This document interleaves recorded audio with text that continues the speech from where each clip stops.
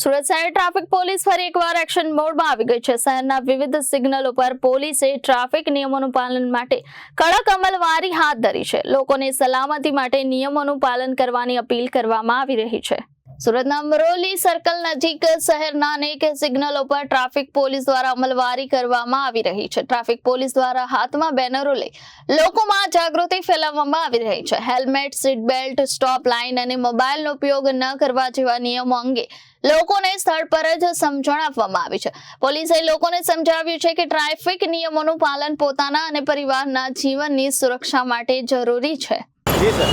સુરત શહેરમાં માનનીય police commissioner સાહેબશ્રી તથા ડીસીપી ટ્રાફિક સાહેબનાઓ દ્વારા માર્ગ સલામતી માટે હાલ આયોજન જે કરવામાં આવેલ છે તેમાં શહેરમાં ટ્રાફિક સુચારુ રૂપે ચાલે, લોકો પોતપોતાના ગંતવ્ય સ્થાન ઉપર સમયસર આરામથી કોઈ જાતની હાનિ વગર પહોંચી શકે એના માટે ટ્રાફિકને લગતા જે મૂળભૂત નિયમો છે કે સ્ટોપ લાઇનનો ભંગ નહીં કરવો, સિગ્નલનું પાલન કરવું, રોંગ સાઈડમાં નહીં જવું, ગેરકાયદેસર નો પાર્કિંગમાં પાર્કિંગ નહીં કરવું, તેમજ ટ્રાફિકમાં આવાગમનમાં જે કંઈ વાહનો આવી અથવા જઈ રહેલ છે તેમને અડચણ ન થાય એ રીતે પોતાનું વાહન ચલાવવું, આ બધા મૂળભૂત મુદ્દાઓ છે જેનાથી લોકોની જીવને, લોકોના શરીરને નુકસાન ન થાય અને સારી રીતે શાંતિથી કોઈ પણ નુકસાન વગર ઘરે પહોંચી શકે એના માટે ટ્રાફિકના નિયમોનું તમામ નાગરિકોએ પાલન કરવું આવશ્યક છે